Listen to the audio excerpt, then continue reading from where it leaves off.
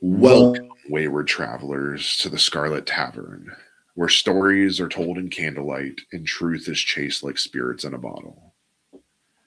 Picture a process so efficient it barely needs rage to run. A form gets stamped, a train gets scheduled, a gate opens, someone counts bodies like inventory, someone else files the paperwork that makes it feel official. And in the middle of it all, human beings are reduced to a problem the state claims it can solve. This episode isn't about one villain in one room making one decision. It's about how a modern government built a system, policy, logistics, and technology designed to erase entire communities, not in chaos, but with planning. And the most unsettling part is how ordinary so much of it looks on paper. Before we begin, a quick content note. This episode discusses the Holocaust and contains references to genocide, mass murder, deportations, imprisonment, and medical experimentation, and violence against children and other vulnerable people. Listener discretion is advised. Please take care of yourself while listening. Really tried to get that cop's voice. Yeah. Listener discretion is advised. Huh! No.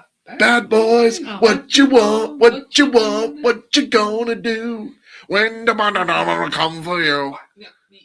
The song nobody knows what it actually means. And we will probably throw some jokes in here, and it's not anything against, obviously, against the victims or anything like that, but it's how you deal with hard truths and trauma. Welcome to the military. You make a joke about it. Not gonna lie, I was listening to happy, upbeat music while writing this because it's heavy stuff. There's a joke. It's a dark joke. I saw it in a movie that was about the Holocaust.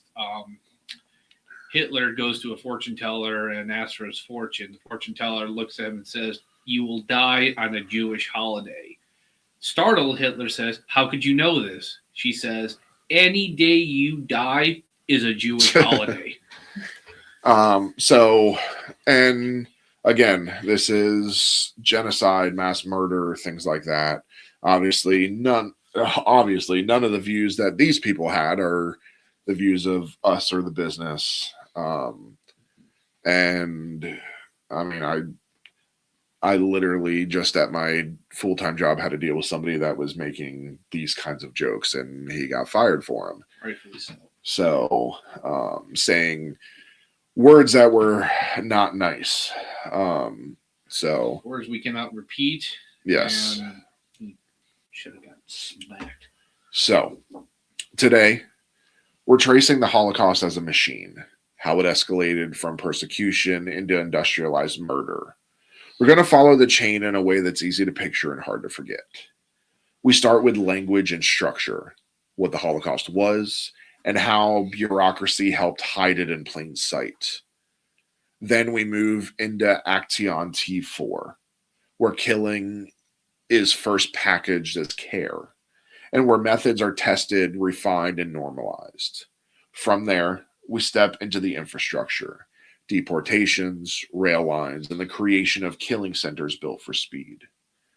The centerpiece is Auschwitz-Birkenau, not as a single location, but as a complex that combined forced labor, terror, medical abuse, and mass murder, down to specific places like Block 10 and Block 11, and tools like Zyklon B.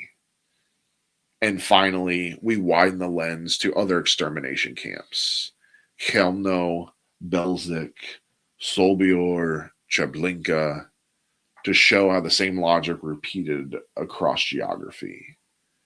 This is heavy history, but understanding how it was built is part of understanding how it can be resisted, because genocide doesn't begin with gas, it starts with permission. So, to make sense of what comes next in this episode, we have to start with something that feels almost insultingly mundane: how a modern state organizes reality. The Holocaust didn't begin as a single clear event that everyone recognized in the moment. It started as a reshaping of the world into sortable pieces, names into numbers, neighbors into types, human lives into entries that could be filed, cross-referenced, and acted on. The power here isn't only in violence, it's in classification. When a government decides it can define who belongs, who counts, who deserves protection, and who does not, it's not just expressing prejudice. It's building a framework where decisions that would usually feel unthinkable can be presented as necessary, legal, or orderly. That's the first thing to hold on to. Genocide doesn't require constant chaos. It can run on a structure. And structure relies on language the way an engine depends on oil, quietly, constantly, and without drawing attention to itself. The words that appear in documents, memos, procedures, and everyday talk aren't just describing what's happening. They're shaping what people are allowed to think is happening.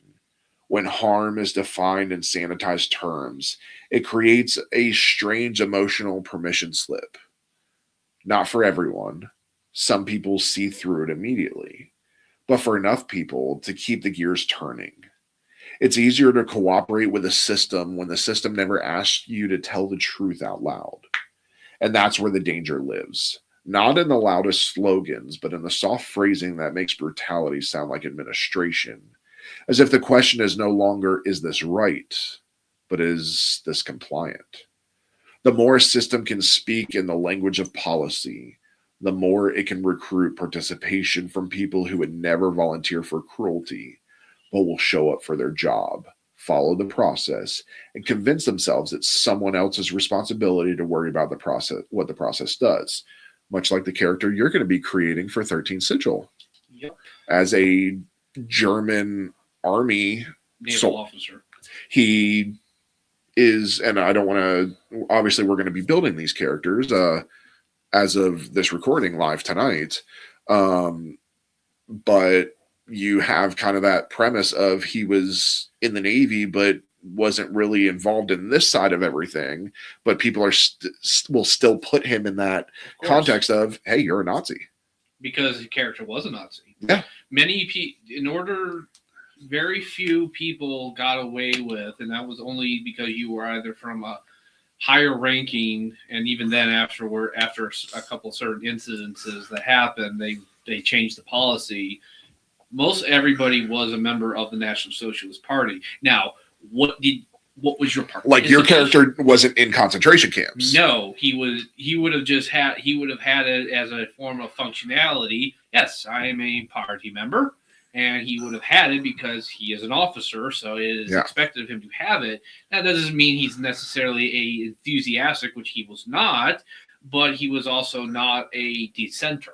And that's where we're going to see a great thing. And again, if you like this kind of stuff, watch our new campaign, because then on the other side, we have what Pam's character is going to be, who fought in the war and now works for a government organization and things like, which they all work for a government organization, but you'll have to watch in my character's case, not willingly, but you'll get to see this conflict that the two of them are going to end up having, which is great, because compared to the campaign we just got out of where they were married, now we're going to where at least she's going to hate him. Where I'm ready to, and almost everybody will. Yeah. Where I will punch him in the face. But you'll have to watch us live to see all of that. So this is also why it matters to be careful with the way we lump everything together under one word. The camps, the Nazis, the Holocaust.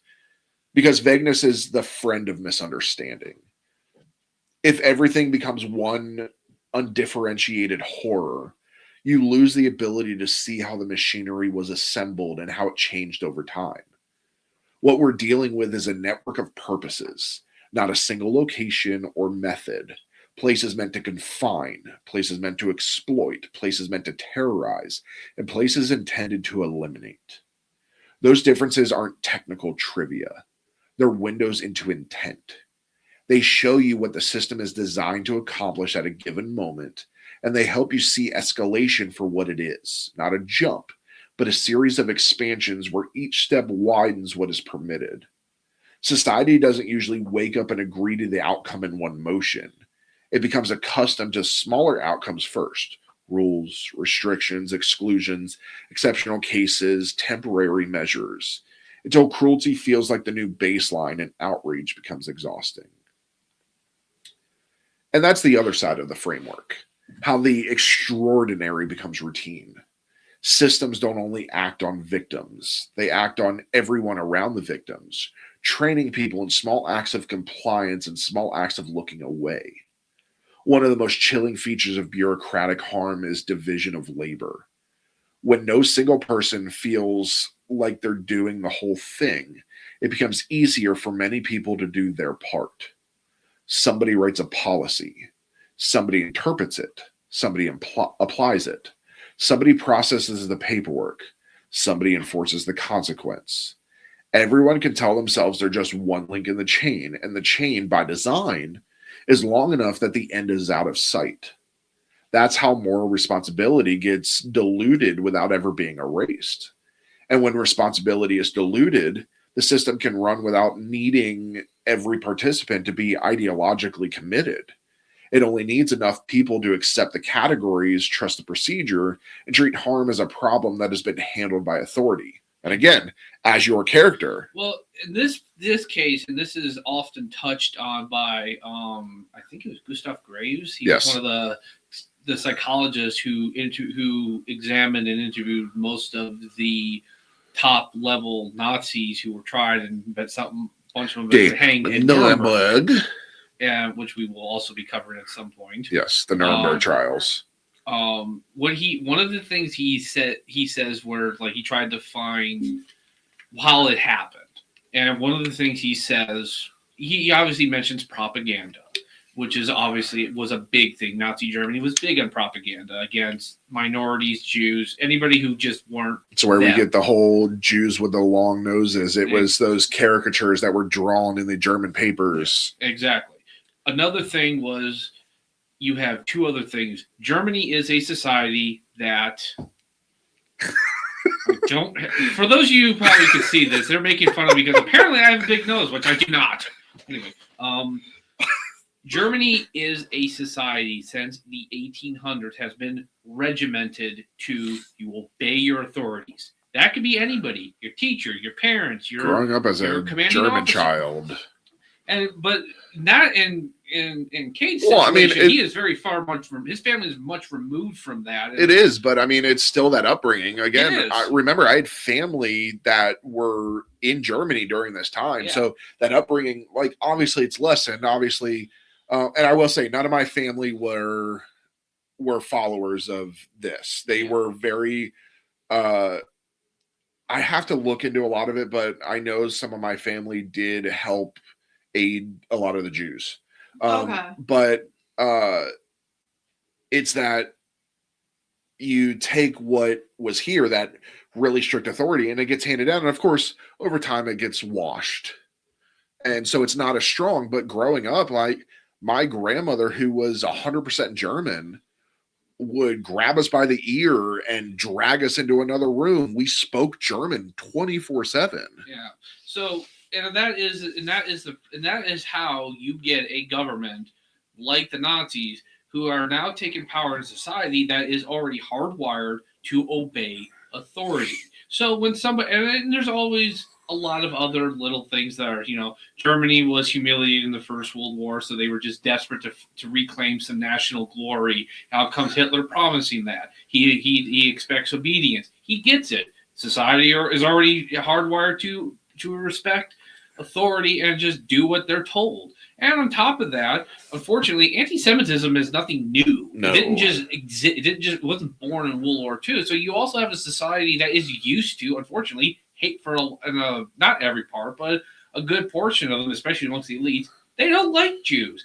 So when you got a guy who's promising you to bring you back to the glory days of old, he's going to erase everything, and all he's telling you to do is like, yeah, we don't like Jews. Yeah, whatever. Just point them out. Just do that. And again, also apathy. They just don't care. Yeah, and I mean, and I like to say, for those that have watched our last season or listened to our last season, Hitler's the Jim Jones of the Nazis. If You think about it, the way he spoke, and if you listen, and obviously all of his stuff is in German. For those of us that can understand German, his stuff, if I grew up in that era, who's to know?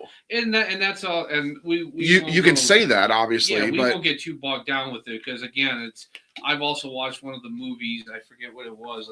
It was about a libel case about the Holocaust, and many people. She's actually a professor. She said most people always will say, I would resist, blah, blah, blah. And she said, reality, most of you probably would have either just gone along with it, or you probably would have collaborated, because that's what everybody did. Yeah. Germany was not a nation of heroes. Yeah, there were some individuals who tried to fight it, and good for them. But at the end of the day, Hitler he didn't sneak in the middle of the night. Well, it's like we said in the last episode, it's easy to say what you would do when you know the outcome. Yeah. None of them knew that this was going to happen. Yeah. So when we say the Holocaust was an evolving process, that isn't a vague academic phrase. It's a warning about how escalation works. A system tests boundaries. It watches the public reaction. It teaches what language calms resistance, what justifications silence critics, and what administrative paths make cruelty most straightforward to implement. Over time, what once would have been shocking becomes thinkable, then doable, then routine. That doesn't make it any less monstrous. It makes it more instructive, because it shows how a society can be moved step by step into accepting things it would swear at the beginning it could never accept. And that's the framework we need before we move forward. Language that blurs reality, categories that narrow empathy, procedures that replace conscience, and a slow escalation that turns unacceptable into normal through repetition. Which brings us to the following question. The one that takes this from structure into action. Where do we first see the state practicing killing in a way that is organized, authorized, repeatable, and dressed in official language? Where do we see murder presented not as a crime, but as a program? That's where we go next.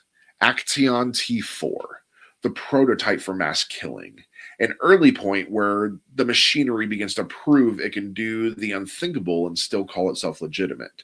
And not many people know about Action T4. No. I mean, most people know because Germany swept that shit under the rug. And again, as you just said, it started out very slow. At this point, some people believe the Holocaust happened in the 30s, in the sense of Germany started stripping people of their rights. People of Jewish descent were not allowed, the Nuremberg laws. They were not allowed to own property. They couldn't marry non-married Germans, and Germans couldn't marry Jews. They were stripped of citizenship. By the time the Holocaust happened in Germany, Jews had already been ostracized and basically almost removed from German society. They were just... The thing is, it wasn't just Jews. No, it wasn't. No, of course not. And that's what everybody focuses on. Of course, because they lost the most. Yes, yeah. But Hitler wanted the perfect blonde hair, blue eyed Germans, which he was not. Which he wasn't, of course. He also wasn't German. He was Austrian. The hilarious thing is, the perfect German baby, the blonde hair, blue eyed, perfect German baby, was actually a Jew. Yeah. Was Jewish. Yeah, the photographer used was it their friends? No, the story that I've heard is that the parents brought the child in for pictures, because that's what you do with babies, is you take them for pictures. Well, the photographer saw, we're looking for like the perfect blonde hair, blue eyed baby. Well, this child happened to be blonde hair, blue eyed. But they were Jewish. And the photographer actually got into a lot of trouble from that family. Like, you just put a target on our back. Yep. Yeah. There was actually a joke amongst the Nazis when they were talking about the perfect German. To be the perfect German, you had to be as as skinny as Goering, as tall as Goebbels, and as blonde as Hitler. Yeah. And anybody knows Goering was a fatso. The British code name for him was Fat Man. And then Hitler had black hair, pitch black hair. Yeah, and Goebbels was shorter, about Pam size. Yeah. Yeah. So Goebbels was the minister of propaganda and information for the Nazis. He was essentially the third in command. Yeah. And he's a tiny little shit. And what people, for our listeners and viewers, what you don't know is I'm 5'2" on a good day. Yeah. So was Goebbels. So Action T4 is what it looks like when a government decides that killing can be an administrative function and then builds the paperwork to prove it. It was the Nazi euthanasia program, a centrally directed campaign of involuntary murder aimed primarily at institutionalized people with mental and physical disabilities, justified through Nazi eugenics and the lie that some lives were incurable, unproductive, or a burden. Even the name is a window into how bureaucratic it was. T4 isn't a symbolic code name. It comes from Tiergartenstrasse 4 in Berlin, the address tied to the program's coordinating office and front organizations, which recruited staff, handled funding, and helped run the machinery behind the scenes. In other words, this wasn't presented as a crime to be committed in the dark. It was given internally, structurally, as an authorized state project. Tiergarten is the Tiergartenstrasse. Tiergarten is actually is Berlin's equivalent to Central Park. Yes. Yeah, I had to put in the pronunciation because I wasn't sure if you could pronounce it fully. You do realize I can speak German. Yeah, I know that, but I didn't know if you knew that word. I can speak German. I lived in Germany. Okay, fine. I was supposed to host this episode, and I couldn't pronounce the fucking word. Tiergartenstrasse. Tiergartenstrasse. It's the symbol for the SH that a lot of people can't get. So what authorized meant in practice was chillingly procedural. Hitler signed a short written authorization late 1939, backdated to September 1st, 1939, empowering selected physicians to grant so-called quote-unquote mercy deaths. And senior figures like Philipp Buller and Karl Brandt were tied to initiating and overseeing the program. That single page wasn't a policy debate. It was a permission slip. Brief on purpose, ambiguous enough to protect the people above it, and clear enough for the people below it to treat as an order. Then the system did what systems do. It turned murderous intentions into a repeatable workflow. Patients were identified through institutions, reduced to records, and evaluated through questionnaires and files rather than human contact, creating distance between decision makers and the people they condemned. Panels of medical experts reviewed these reports and marked them for life or death. An assembly line judgment that didn't require the reviewer to look the victim in the eye. That distance wasn't a flaw, it was a design feature. It let participants tell themselves they were performing a professional task, not participating in murder. For those just wondering, Philipp Buller, he did not survive the war. No. He was captured along with his wife Helene, and he killed himself with cyanide, and she jumped from a window. Yeah. No children, so that evil line is dead and gone. And funny enough, Karl Brandt was also the personal doctor of Hitler. Yes. Mm-hmm. So. He was executed. And T4 wasn't something that began with adults. One of the most disturbing realities is that the program warmed up through a targeted campaign against disabled children. German authorities required the reporting of infants and young children with severe disabilities, and children were channeled into special wards where medical staff killed them through overdoses of medication or starvation. Methods that could be framed as treatment decisions or natural decline if anyone asked too many questions. This is where the program reveals its true character. It didn't only depend on ideology, it relied on control of information. Parents were pressured, reassured, and redirected. Institutions became filters that converted families' trust in medicine into states' ability to end lives quietly. I don't know how you could be a medical professional, a nurse or a doctor. That's professional, quote unquote. Because you know what? Again, a lot of them weren't. I've met enough of them that even the most cynical one who hates it takes their job and is took an oath. Yeah, they take it seriously enough that they probably, every nurse I know of, if they had been told to participate in this, they probably would have stabbed the guy who told them this the moment the words came out of their lips. Yeah, but there's been nurses that. Oh, there's recently been a nurse, I believe it was in Britain, that killed several children. Yes, that is true. And unfortunately, they seem to have had a lot of them in Nazi Germany at this point, because there's no way this was done. This was obviously not done by like a couple of like psychos. Yeah. The adult phase made the industrial intent impossible to miss. Victims were transported under euphemistic cover stories, relocation, special treatment, transfer, through a system that leaned hard on deception as standard procedure. There was even a dedicated transport arm, the Geimenuzig Kraken Transport. What, your German's better than mine, because even I was like, that's a hard word. I was about to be like, honey, call Jackie and we need some help here. The Geimenuzig Kraken Transport. Whatever you do not give me these hard German in there. My German is limited, okay? You bastard. Remember, there's some documents that are fully in German that I had to look up. I'll get the Google Translate. But this is known as Gehrat, which used the now infamous gray buses to move patients to killing sites. That's what we see in pictures all the time. This is before they were doing trains, obviously. Well, in this case, I don't think these were like Jews. No, these were the medically. These were this targeted everybody in Germany. If you had a kid with Down syndrome, well, yeah, this is because they weren't disabilities, pure. The ones that had mental health issues, things like that. So once people arrived, the program used carbon monoxide gas in facilities adapted specifically for killing. The first gassings in the Reich began in early 1940, and a network of centralized killing centers included places like Brandenburg, Grafneck, Hatheim, Sonnenstein, Bernburg, and Hadamar were integrated into the program's routine. Afterward, bodies were cremated, death notifications were issued, and the paper trail was manipulated.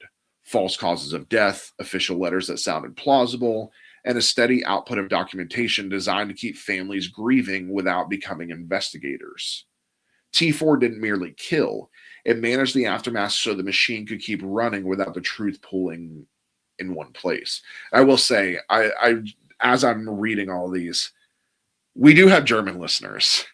So we're to what your ancestors did. No, we're sorry if I've not spoke German in a very long time. My grandmother died over 10 years ago, and when she died, we stopped speaking German. Yeah. So I've not done German in a very long time. So if we mispronounce these, I'm sorry, but you guys are part of a horrible past, so get the fuck over it. Yeah, I was about to say, sorry for butchering your language, but for everything else. But we're butchering your language because you butchered a lot of people. Yeah.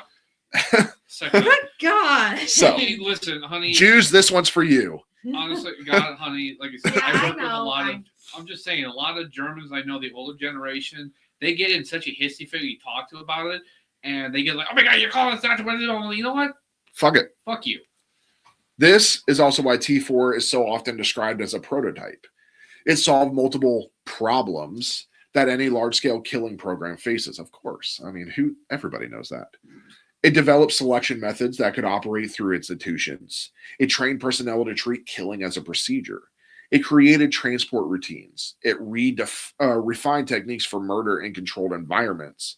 And it built an administrative shell that could deny, delay, and deflect. It also revealed something crucial about public friction. When awareness and outrage grew, primarily through religious protests, Hitler ordered the official suspension of the program in August 1941. But suspension did not mean ending. Reliable overviews note that even after the official discontinuation, killings continued covertly until 1945, And historians estimate the broader euthanasia program ultimately took roughly 250,000 lives. That continuation is one of the bleak lessons of bureaucratic violence. Once a state has built capability, trained staff, normalized the premise, created channels, capability doesn't vanish. It changes shape. It becomes quieter. It becomes easier to hide. So, when we say Action T4 was a prototype for mass killing, we're not speaking metaphorically. It was proof that a modern state could designate a group as disposable, organize professionals to carry out the disposal, and maintain enough control over language and documentation to keep the operation from collapsing under scrutiny. And once the regime had proven it could do those inside institutions, once it had turned into a repeatable program, the next barrier wasn't moral, it was logistical. How do you expand that machinery across a more expansive geography, move people in immense numbers, and make an entire network run on schedules and coordination? That's where we go into next. Logistics, deportations, railways, the killing center network, where genocide becomes not only policy, but infrastructure. So, after the Nazi state commits to destroying whole communities, as one would, the next question becomes brutally practical. How do you make that destruction move? Not as isolated raids or local terror, but as something that can be repeated across dozens of countries, week after week, with enough coordination that the machinery doesn't seize up. That's where logistics steps in. Not as a neutral concept, but as the enabling force that turns persecution into a continent-spanning system. The European rail network, built for commerce and ordinary life, became a central tool of genocide. Jews from Germany and German-occupied Europe were deported by rail to killing centers in occupied Poland, and the Nazis deliberately masked these deportations with language like resettlement to the east, telling people they were being taken for labor when, for most from 1942 onward, deportation meant transit to killing centers. What makes this so terrifying is not only the destination, it's how familiar the infrastructure is. Once genocide is plugged into timetables and track maps, disappearance can be made routine. And the people were told, bring your belongings, There bring was- everything. They were all just. I think there's a very famous scene in the movie Schindler's List where it's a great movie, it's very sad, where all those people are showing up with their luggage to the train yards going to their deaths for the most part, and the Germans are just chucking their luggage into this massive pile. And unfortunately for many of the people in these walled ghettos, because in some cases the Nazis' logistics worked too well, in the sense they got everybody together, because there's ghettos from Riga and Latvia all the way down into Ukraine, Poland mostly, but there was just so many in the Eastern Europe. There were many Jewish descended people there. The infrastructure was not to a well-oiled machine, but it just couldn't handle them all. So in many cases, we found what happened. People escaped, like individuals from Auschwitz, Treblinka, and they got back to the ghettos because, again, especially the one in Warsaw was so massive. There were hundreds of thousands of Jews in there. The European rail network could not accommodate so many people. You can't move that many people all at once. So, unfortunately, the first wave, and even in some cases the second wave of people, they thought like that. They thought they're going to a labor camp. Nope. But by the time the third waves were coming around, those people in those ghettos, they knew we're dead, which we'll see as we go along would lead to different incidents. So Schindler's List, Liam Neeson never won an Oscar for that. He should have. Tom Hanks got it for Philadelphia that year. Okay, I'm not saying Philadelphia isn't a bad movie. It's a great movie. He did win an Academy Award, though, for Best Actor. Schindler's List actually won Best Picture, Best Director, Best Original Score, Best Adapted Screenplay, Best Cinematography, Best Film Editing, Best Production Design, Best Production Design again, Best Actor, Best Supporting Actor, Best Makeup and Hairstyling, and Best Costume Design, and Best Sound Mixing in the Academy, but never an Oscar. Yeah. If you have not seen it, I suggest watching it. We owned it when I was a kid. I own the movie. I don't know if I've seen it. It's a good movie. It's sad, obviously, but very good movie. Liam Neeson does an amazing job. The guy who Ralph Fiennes, the guy who plays Voldemort. Fiennes, who plays Voldemort. That's for Pam. Yeah. We also have to reference Harry Potter. We don't. Liam Neeson, the guy that played Qui-Gon Jinn. Yeah. Hey, not every Ralph Fiennes played the Nazi commandant to the Schindler Jews. Yeah, and then obviously Liam Neeson is Oscar Schindler. Apparently, Ralph did such a good job, and they did such a good job finding someone who actually kind of looked like the guy, and he adopted the mannerisms that one of the survivors was the camp commandant's personal maid that the guy beat on and traumatized. She was traumatized seeing him. Yeah, because seeing Ralph. She saw Ralph and they looked just like him and acted just like him. And she just started like, "Oh, look at that! He's back! He's back from the dead." So the deportation process also doesn't begin on the train. The train is the moment the machinery becomes visible, but the pipeline starts earlier in a sequence designed to leave people with fewer exits. Communities are identified and isolated, then concentrated, often into ghettos, transit camps, or temporary collection points, because you can't run a transport system on scattered population.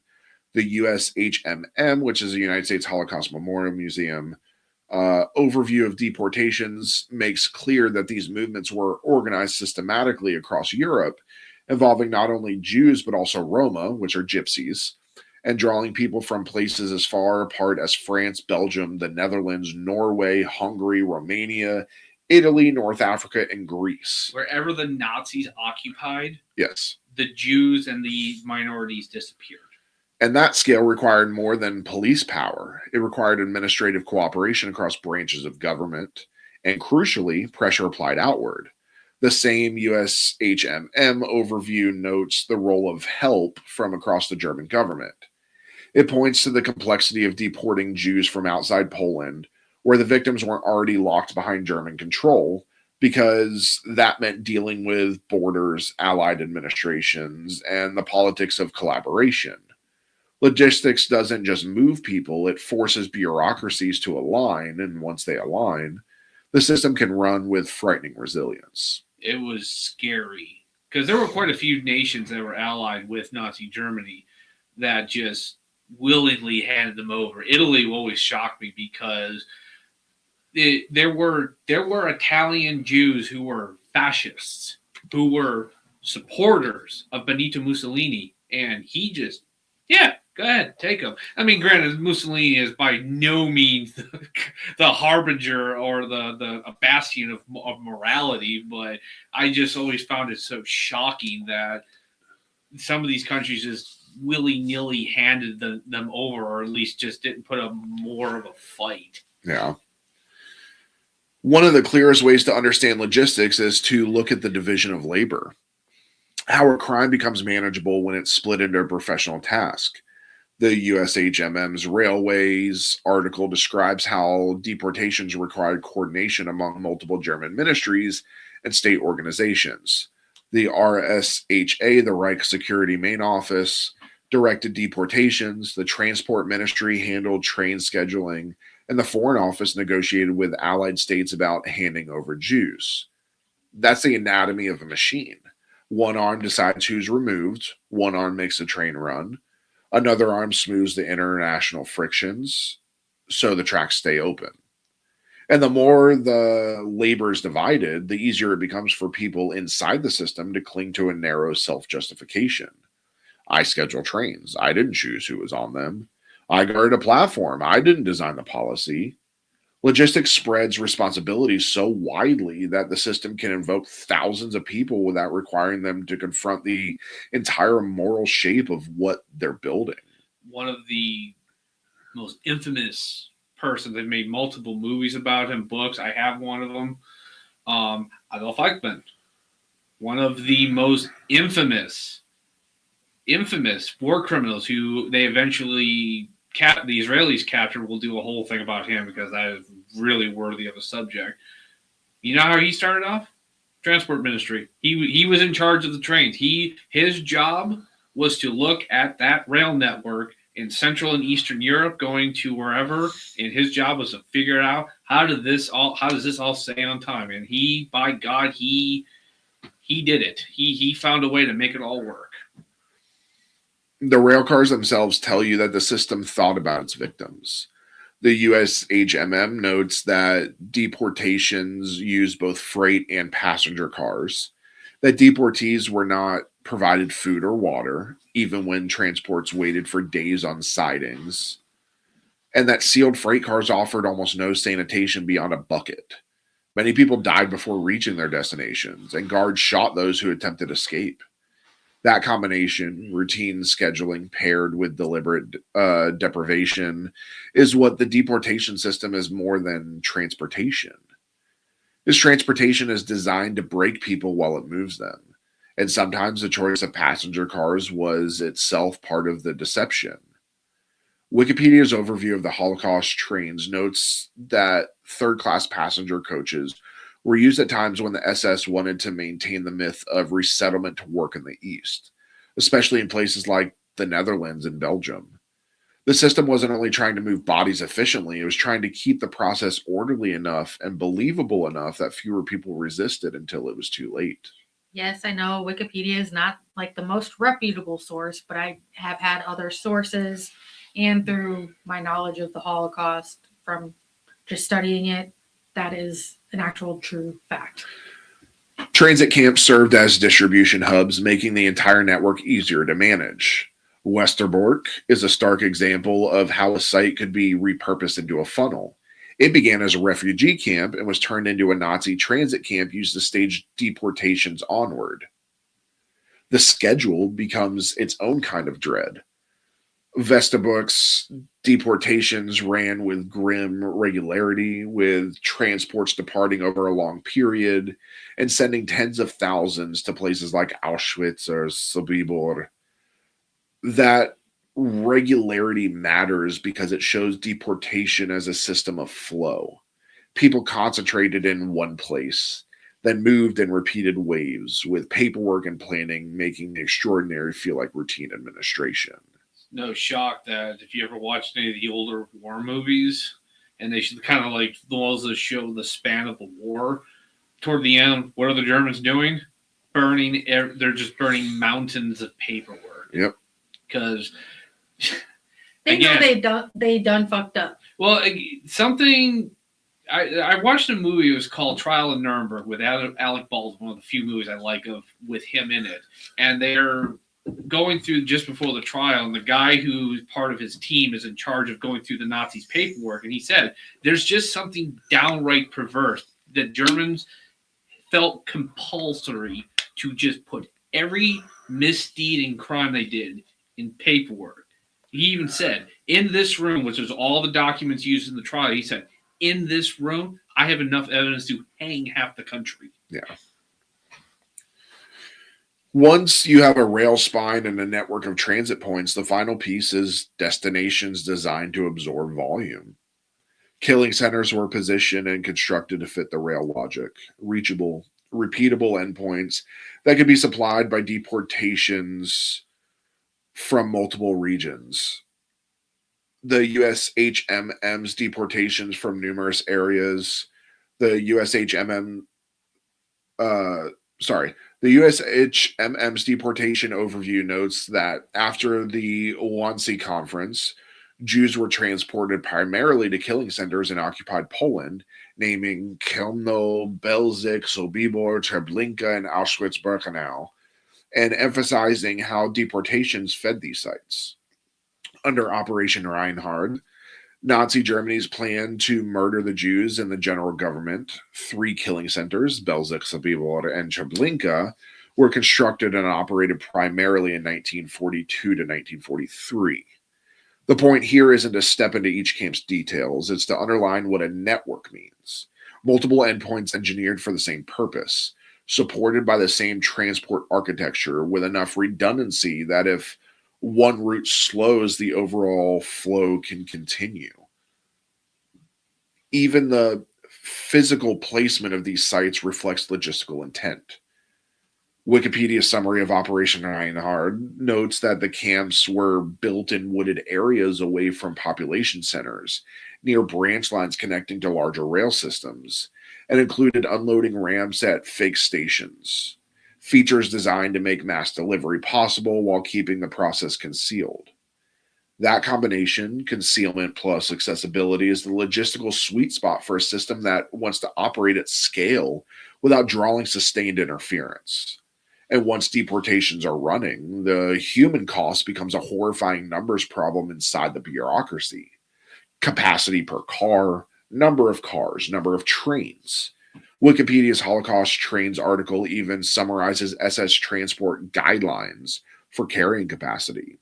Figures that treat human beings like freight while noting that in practice, cars were often loaded well beyond normal capacity. It's a glimpse into the mindset of the machinery. When the system starts thinking in throughput, it no longer reacts, it's operating. And then the network develops its gravitational center, an endpoint so integrated into the broader machinery that it functions like a system all by itself.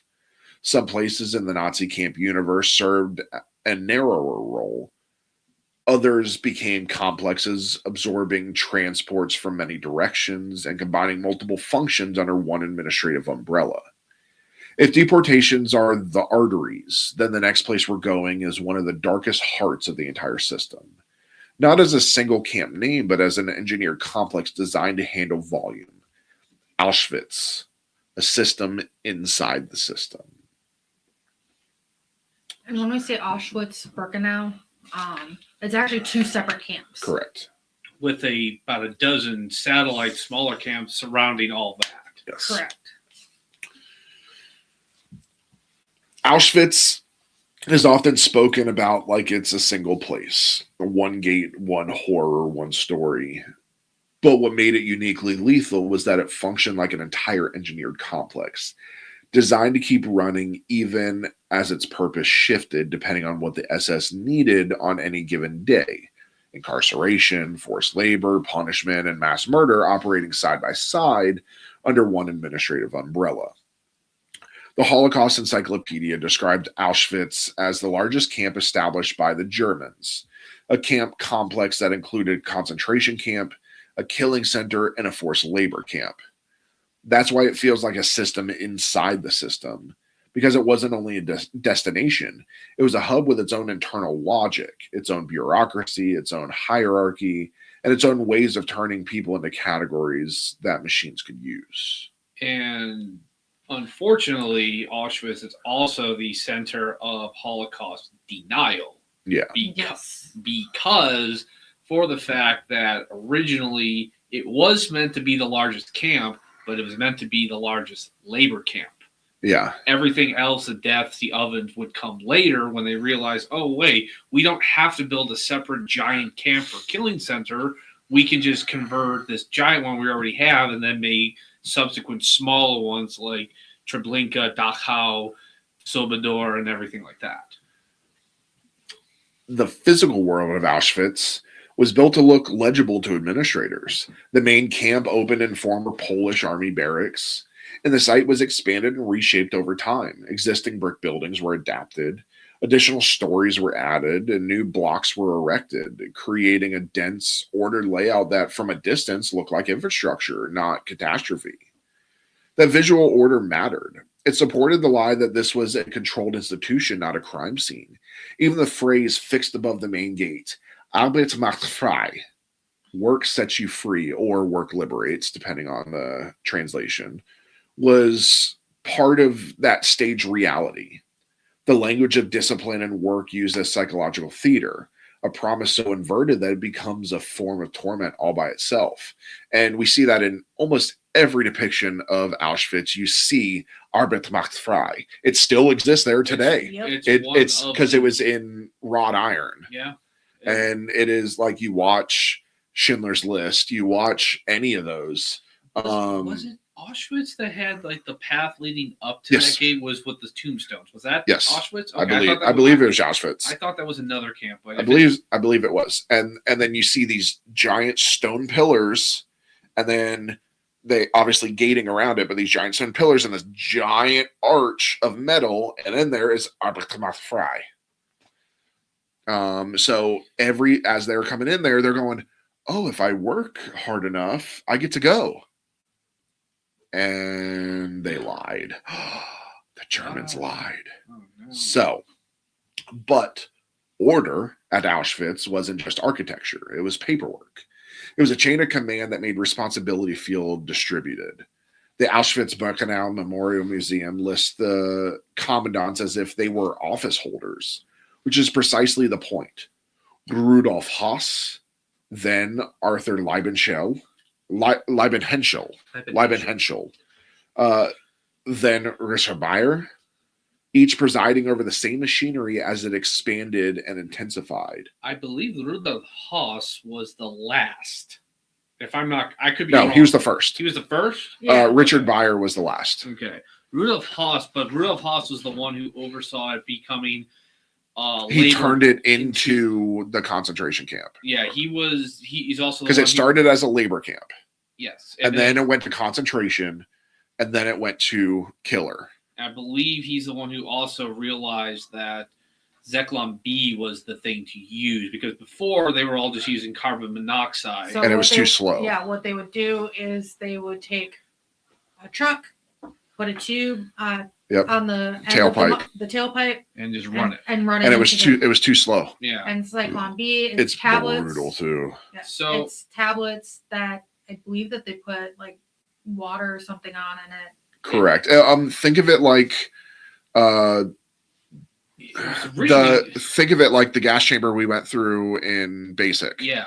Where they had the central thing. If any of you have been to basic, you know what we're talking about. You have the central the central chimney that a little pellet is put on, and in basic they lighted. Yeah. But in this, it was water was poured on it, water activated it, and it slowly filled the room, and you died within a matter of 10 to 15 seconds. So Zyklon B actually, even I don't know if it's used to this day, but it had another purpose. It was used for killing, delousing and killing fleas. Yes. That's how they don't use it anymore. No, for obvious reasons, because A, they've come up with better solutions, and B, bad press. Yeah.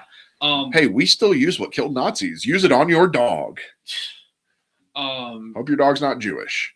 Again, going to the Holocaust denial, there was a very infamous, I don't know the name, but he was a self-proclaimed execution scientist. He smuggled in a chisel and a hammer to Auschwitz. He took a tour into the gas chambers, and he chipped away at some of the wall of the gas chamber. And he's a Holocaust denier. He said there was no trace of Zyklon B permeated in the wall, so therefore it didn't happen. However, anybody who's even got the barest grasp of science realizes that it doesn't take a lot of Zyklon B to kill a human, especially in concentrated drafts. Fred Lauchter. That's it. In 1988. Yeah. It doesn't take a lot. He's a Holocaust denier, by the way. He's a shit. Yeah. I'm sorry, but there is no such thing as an execution scientist. Whatever. It doesn't take a lot of Zyklon B to kill a human. It takes a lot more to kill fleas, though. So the gas chamber would not have a lot of Zyklon B in it. It would not enough that it would permeate into the wall.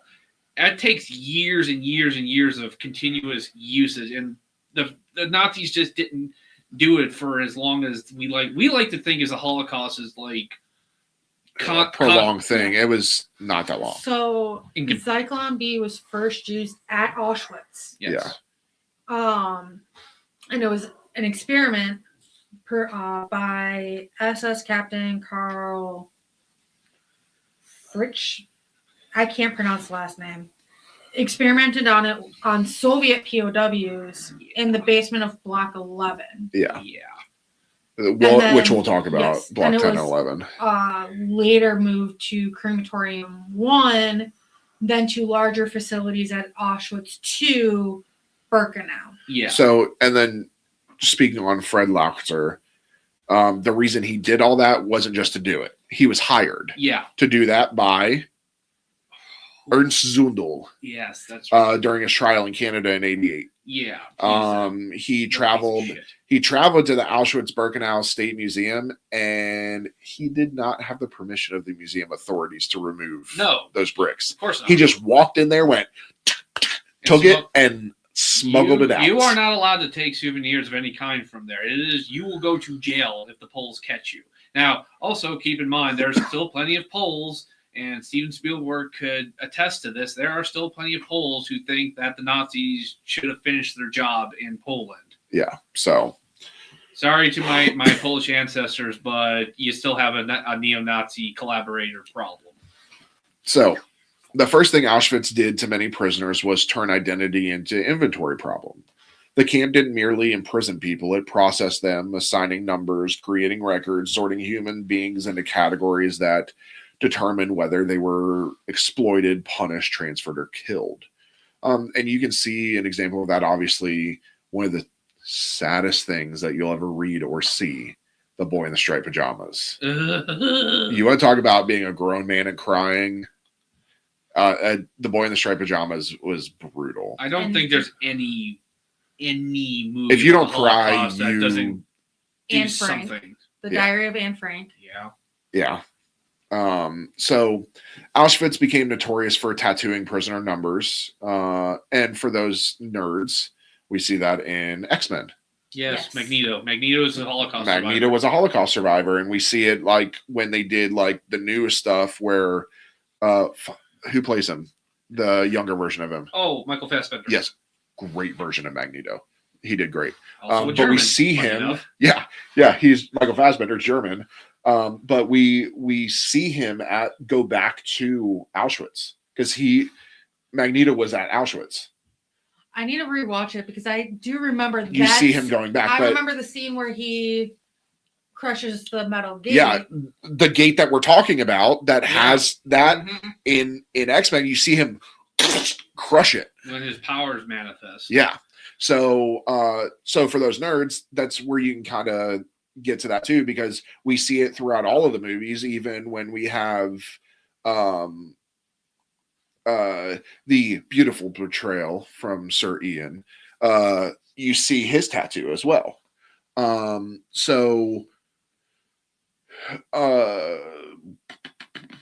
And both. Yeah, so the numbering system wasn't just identification. It was the camp's method of making a person trackable as a unit inside the system.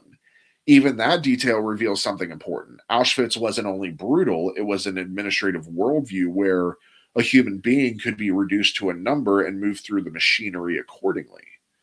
And then there was the other kind of processing, the stripping away of property, which is easy to overlook because it can sound secondary compared to murder, till you realize plunder was part of how the system fed itself. Prisoners were forced to surrender belongings during admission and registration, and the Auschwitz Museum describes this confiscation as a built-in procedure of camp intake and management. Stolen property didn't simply vanish into chaos, it was stored and sorted in dedicated areas. Most infamously, the warehouses prisoners called Kanada, a bitter nickname for rooms overflowing with what had been taken from people who would never reclaim it. And most of that is now in museums. And one of the things that they also did during that is if you had a gold filling or a gold Your anything teeth got ripped out. with no anesthesia, they just took pliers and ripped it. And 9 times out of 10, shaved heads. Yes. Which would also, those gold teeth would come back and bite the. Yeah. Well, yeah, it's kind of funny because one of the persons who was put on trial, I think he was executed, but Yes. he was the current minister of the Reichsbank, this German central bank, and he tried to say, "Hey, we're bankers. We don't ask We don't. We don't ask where the gold comes from. We basically said like it's not our business to ask where clients. It's on a fucking tooth. Literally, the American prosecutor said, "Tell me, prior to 1943, how many of your clients deposited their teeth into the bank?" Yeah, his defense of like, I'm just a banker really didn't fly, and he ended up getting. I think he got hanged, or at least he went to prison for life. I forget. So that detail matters because it shows Auschwitz as a total system. It consumed not only labor but belongings, valuables, clothing, every remnant of everyday life, reorganized and redistributed by the same bureaucracy that organized bodies. And again, even women were having their head shaved because it's debilitating.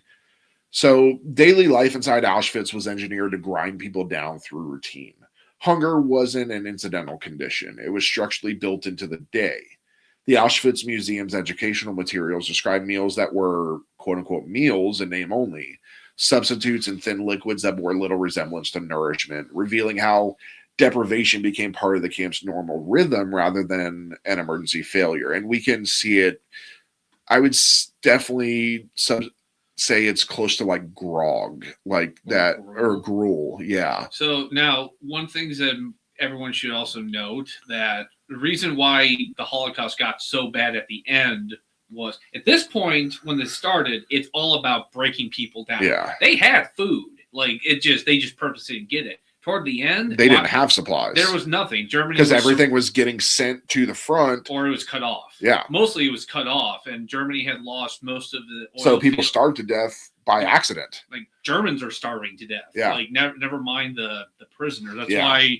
I mean, that's why they look even worse because, like, there are pictures of the Holocaust at the beginning. People are definitely they're not doing too hot, but they're not like what we saw at the end. Yeah. So. In a place like this, routine itself becomes a weapon. The repeated cycle of walking, lining up, being counted, being assigned, returning, each repetition reinforcing that the camp controls time, bodies, and survival. And because the camp was also a labor reservoir, work was not simply work. The USHMM notes that the Nazi used labor as another form of genocide, explicitly tying it to the idea of extermination through work. Auschwitz also contained spaces that existed solely to intensify control, punishment systems, internal prisons, and terror administered through specialized departments. The museum discussion of Block 11, paired with the Camp Gestapo, shows how decisions about life and death could be made inside the prison basement itself, emphasizing how deeply the machinery of terror was embedded in the camp's administrative structure. This is another reason Auschwitz feels like its own self-contained world. It didn't just punish through the general conditions of imprisonment. It maintained internal mechanisms to escalate, select, and destroy. Hey, Auschwitz really, it's a living nightmare. I mean, I know that's grossly oversimplifies it, but that's what it was. It was a living nightmare. People endured Treblinka, Dachau, Ravensbrück, and stuff like that. This is like hell or whatever internal punishment that your religion describes as on earth. After looming over all of it was killing infrastructure. Built, modified, expanded, designed to handle volume. The Auschwitz Memorial Site, which I want to go to, documents how early killing sites were withdrawn from use in 1943 as larger crematoria and gas chambers at Birkenau went into operation. And it also notes that the gas chamber in Crematorium 1 in the main camp was last used in December 1942, even while the furnace continued longer. The point here isn't to catalog every structure. It's to underline the system's adaptability. Auschwitz could retool itself. It could scale up.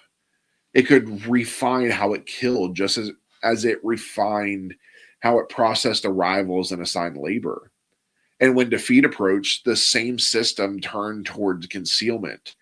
Himmler ordered demolition of Auschwitz-Birkenau's gas chambers and crematoria in late November 1944, an attempt to erase evidence even as the machine was still operating. That impulse, build, run, expand, then destroy the traces, is part of the Auschwitz system too. The crime includes not only what was done, but how deliberately it was managed and hidden. Auschwitz endures in public memory not only because of scale, but because it shows what happens when genocide is given administrative home.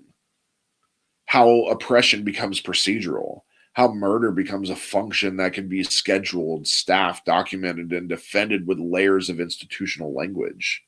And yet, even Auschwitz was not the whole structure. It was one node, one complex, on a massive machine inside an even larger network.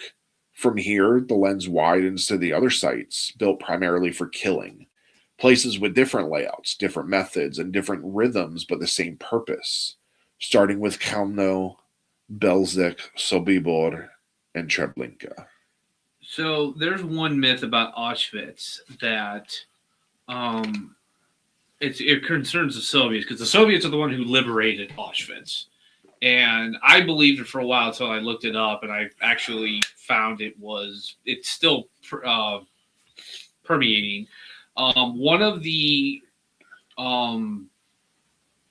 myths was that the Soviet propaganda people, because that's who gave us all the videos and camera reels we have of Auschwitz, come from the Soviets, mostly the initial ones.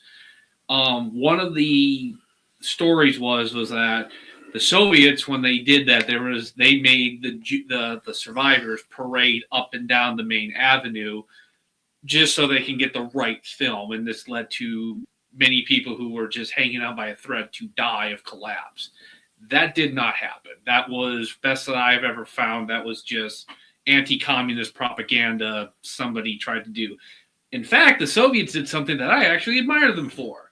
So, because Auschwitz is so huge, it took the Germans had almost an army guarding it. Now, most had fled, but a lot of the lower ranking and middle ranking guards, the ones who were actually going out and beating and killing and doing the systematic killing of people, the ones grabbing people and throwing kids into ovens and the gas chambers, for some really stupid reason, hung out there. Yeah. And waited. I don't know why. Maybe because they were just so dumb. They were like, "Oh, we haven't been ordered to leave," so they stayed. So naturally, they surrendered to the Soviets, and it took the Soviets maybe like 5 minutes to figure out what was going on there, and for the fact that quite a few Russian Jews and Russian communists and other Soviet prisoners of war were sent there, and they realized what happened. They surrounded Auschwitz, pointed their guns at it, gave the survivors who could actually still function boards with nails, hammers, axes. And they said, "We'll see you in the morning." Yeah. And they basically, they took all the Nazis' guns and ability to defend themselves. Yep. You can figure out for yourself what the prisoners did to the guards or what was left of them. Yeah. So, like I said, I don't like communists. I don't like the Soviet Union. But in this case, good on you. Yeah.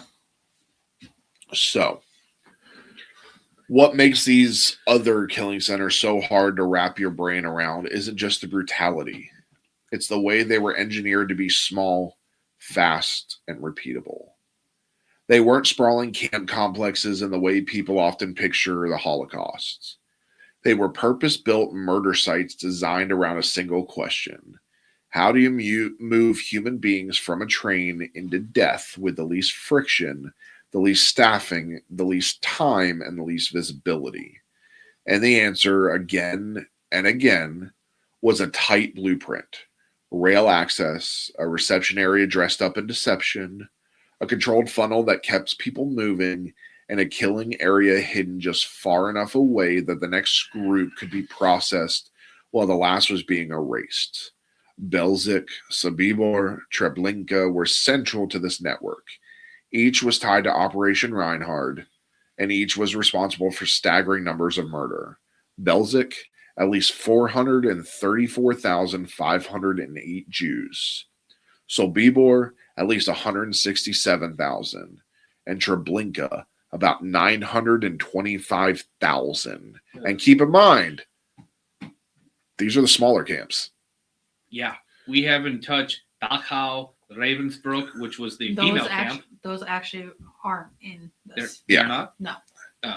Ravensbrück, I believe, was the female camp. That is where all the females went to, because obviously these camps are segregated by gender. Yeah. So Kelmno, also known as Kulmhof. Oh, really? Yes. Huh. Kulmhof sits in a grim category of firsts. It was the first stationary site where Nazis transported Jews specifically to murder them with poison gas, but the gas chambers were inside the cargo compartments of vans. Victims were killed with carbon monoxide during rides that turned the vehicle itself into a moving death chamber. Kelmno operated in two main periods, December 1941 to April 1943, and June 1944 to January 1945. It's a long time. And at least 152,000 Jews and 4,300 Roma, again, that's the gypsies, were murdered there, with additional victims including non-Jewish Poles and Soviet POWs. Most of the non-Jewish Poles would have been either Polish POWs, because the Nazis did not consider the Slavic nation POWs to be worthy of the Geneva Convention. Granted, they really didn't follow that on a good day. And they definitely didn't feel that way about the Soviet POWs. Yeah. The killing center's footprint was split between a requisitioned manor house and a forest clearing, which chilling is how administrative it all reads on paper. Local Nazi leadership pictures, SS and police chains of command, and the staffing apparatus that made it function. The Wathegau's Nazi governor, Arthur Geiser, and higher SS and police leader, Wilhelm Kolb, sat above the machinery. Command shifted from Herbert Lang to Hans Bolfmann, hence Sonderkommando Lang becoming Sonderkommando Bolfmann, and the staff, including security policemen, policemen plus a uniformed police guard unit, brought from Lodz that also participated in roundups and transport to the site. Even the labor forced into supporting the process shows the layered coercion. The museum notes 8 Polish prisoners compelled to work, such as grave digging, with the nature of coercion described as unclear. And post-war testimony from 2 of them becomes part of what we know happened there. And if you want one detail that captures the cruelty of policy becoming actions, in September 1942, during the Lodz ghetto roundup known as the Gesper action, the Germans specifically targeted the sick, the elderly, and the young children under 10, turning vulnerability into a selection category and deportation into a sentence carried out on a schedule.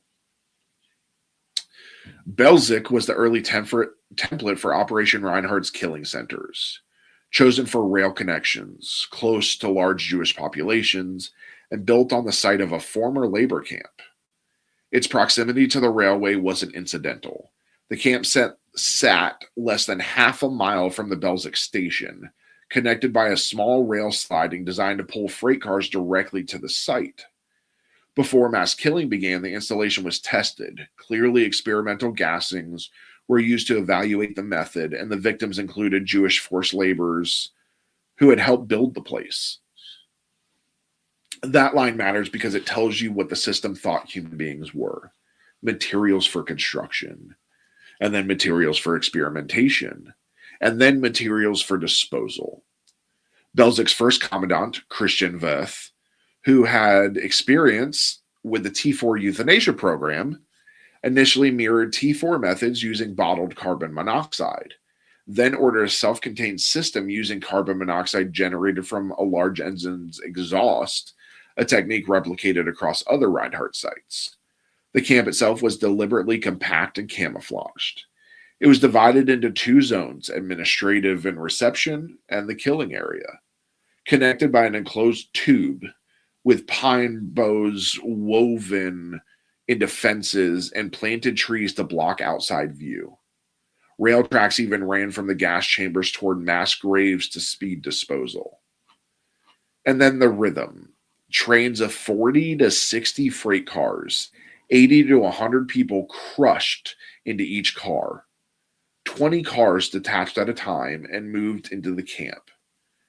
Victims were told that they were at a transit point, forced to give up valuables, often or driven to undress, and pushed through the tube to gas chambers disguised as showers, while an engine was started outside to funnel carbon monoxide in.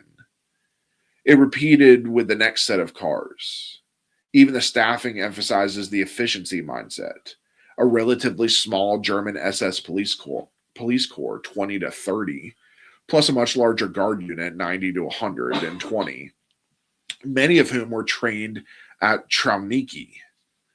Belzic also shows you the system's obsession with erasure. By late spring 1943, the bodies had been exhumed and burned on open-air ovens made from the rail track. The camp was dismantled, the site plowed over, and disguised as a farm. Camouflage installed not just with the trees and crops, but with a human being placed there to make the lie look ordinary.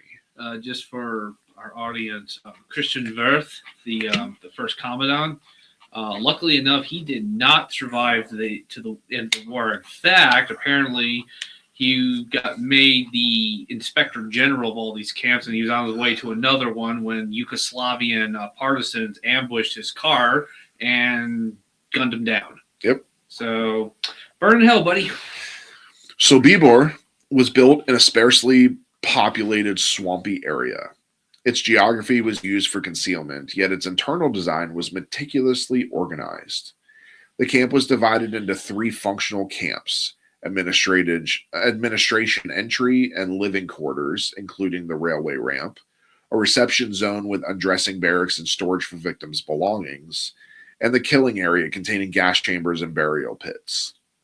Connected again by that enclosed path, the tube. The process could be horrifyingly modular. Transports of 40 to 60 freight cars arrived. 20 cars at a time were brought in. Deportees were told they were going to labor but needed to bathe and be disinfected first. And families were split, men separated from women and small children, before being forced to run the tube. Inside that funnel was another layer of dehumanization. Women's hair was shorn in a special barracks with a tube before the gas chambers, which were deceptively labeled as showers. An engine was started to pipe carbon monoxide into sealed chambers till everyone inside was dead. Those who were too ill, weak, or elderly to make the run were taken to the killing area and shot in an open pit. Murder adapted on the fly to keep the assembly line moving. And Sobibor also shows how evidence destruction became part of the workflow.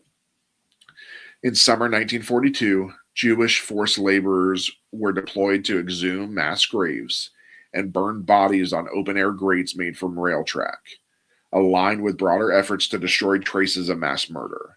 When the camp began to feel like it was winding down, prisoners understood what that meant for the remaining laborers, so resistance formed, strengthened by the arrival of some Jewish Red Army POWs from the Minsk ghetto, and culminated in the October 14th, 1943 uprising in which about 3,000 prisoners escaped, with roughly 50 surviving the war.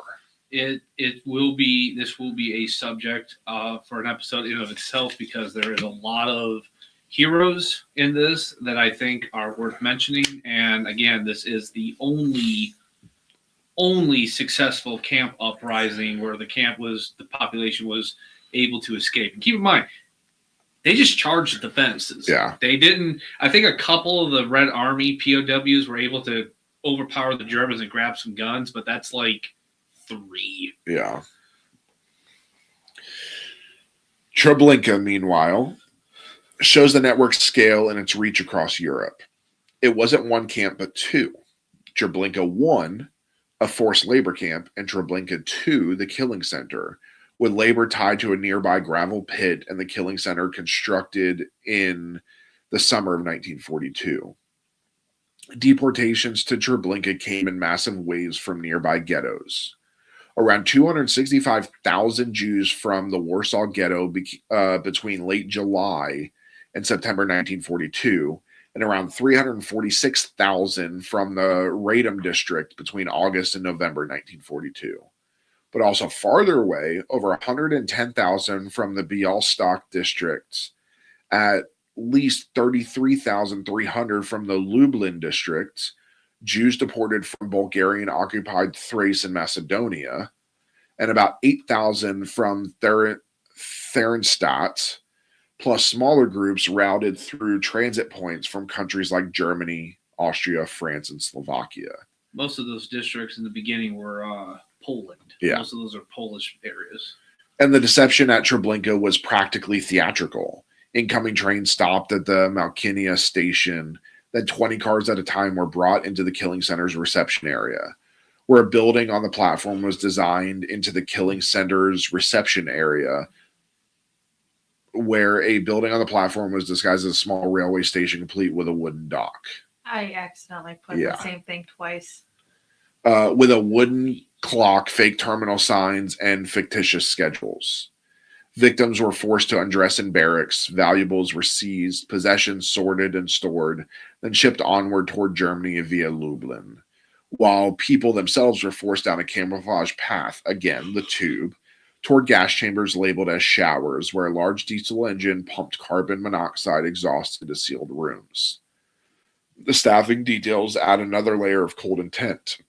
The killing center had just 25 to 35 German SS or police officials, with many drawn from the T4 program, and a larger auxiliary guard force trained at Troniki.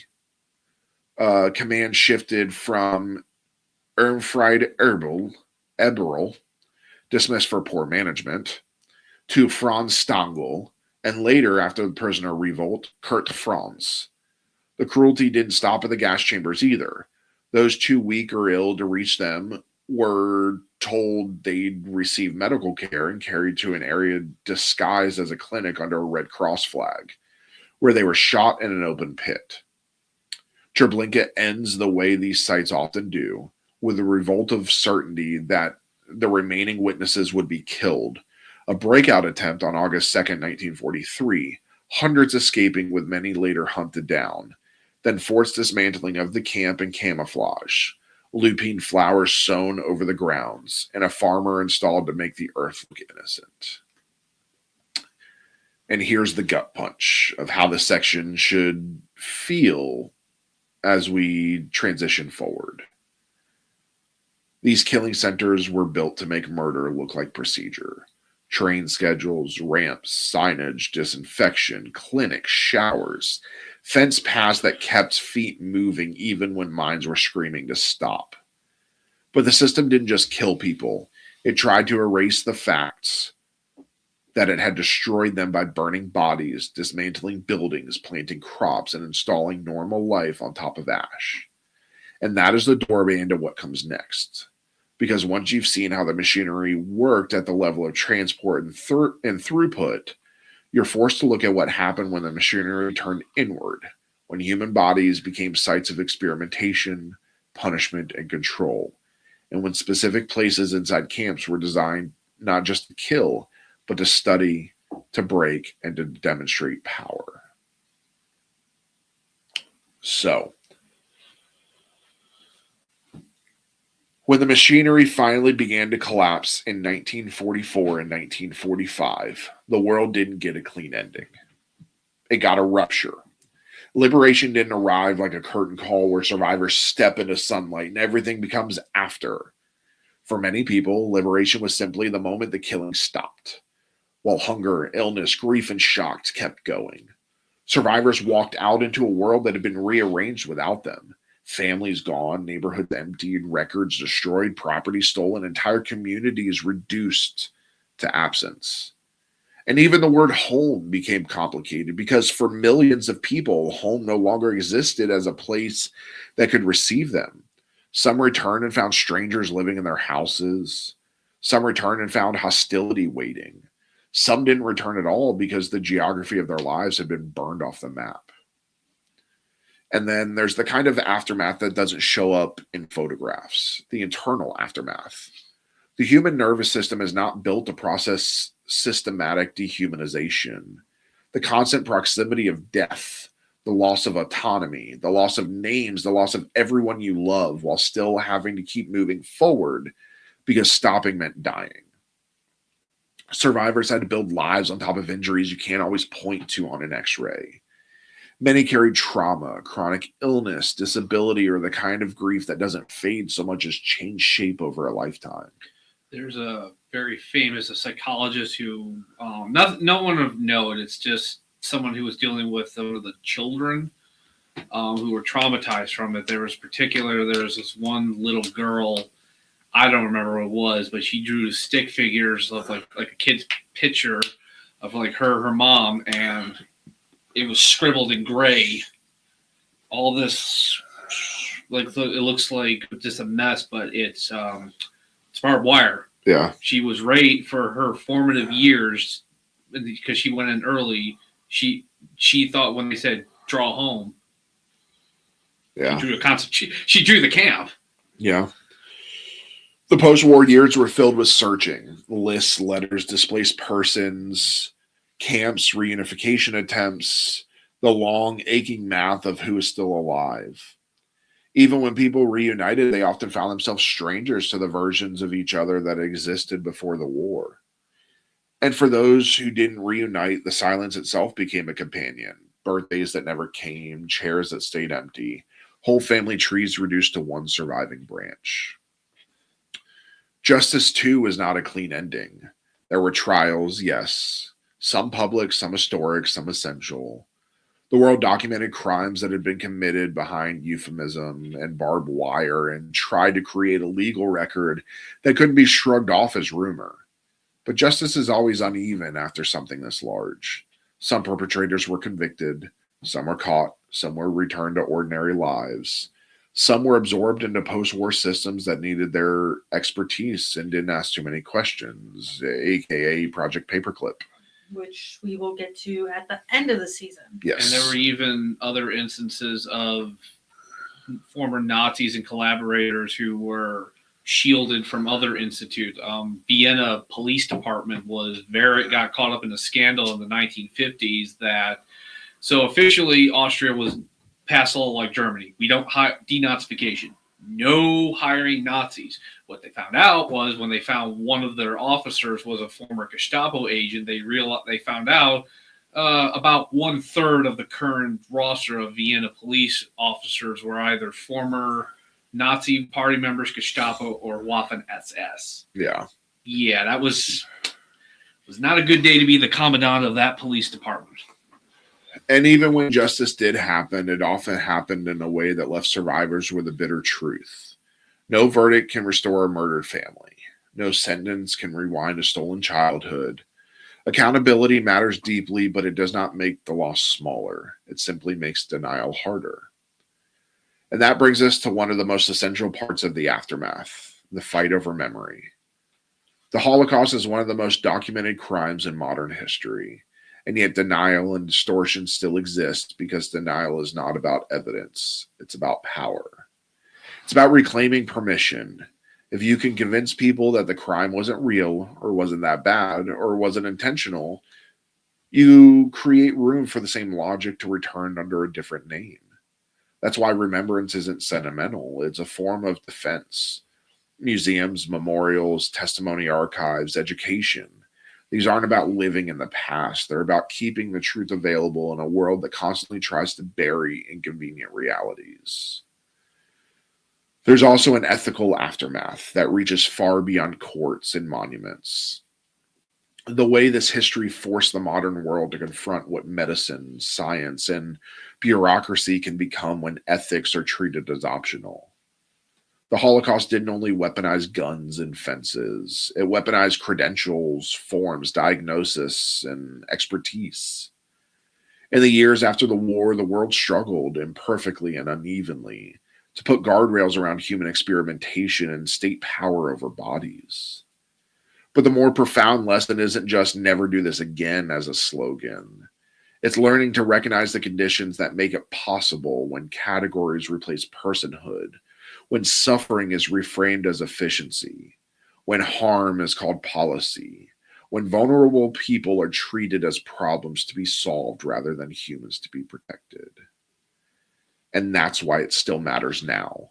Because the Holocaust isn't only a historical subject, it's a case study in escalation. It shows how quickly a society can be trained to accept cruelty when that cruelty is packaged as order.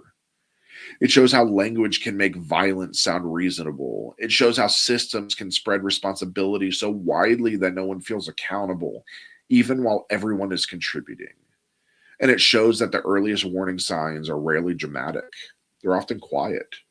Jokes that dehumanize, laws that isolate, exceptions that become normal, leaders who talk about people as infestations or burdens, institutions that reward obedience over conscience, and communities taught to look away because looking is exhausting. So, if there's a thread that runs through everything we've covered today, it's this: pay attention to the framework. Pay attention when any group is reduced to a category that makes empathy optional. Pay attention when public good is used to justify stripping rights from the vulnerable. Pay attention when professionals are asked to abandon ethics for outcomes. And pay attention to seductive comfort of "it's not my job," because that's the sentence every machine relies on. The opposite of that sentence isn't heroism, it's responsibility in small, stubborn increments. Refusing to normalize dehumanization, supporting education and credible historical institutions, challenging denial when you hear it, and protecting the principle that human rights aren't conditional. And if you're listening and you feel heavy right now, good. Not good because pain is the goal, but because this topic shouldn't pass through a person without weight.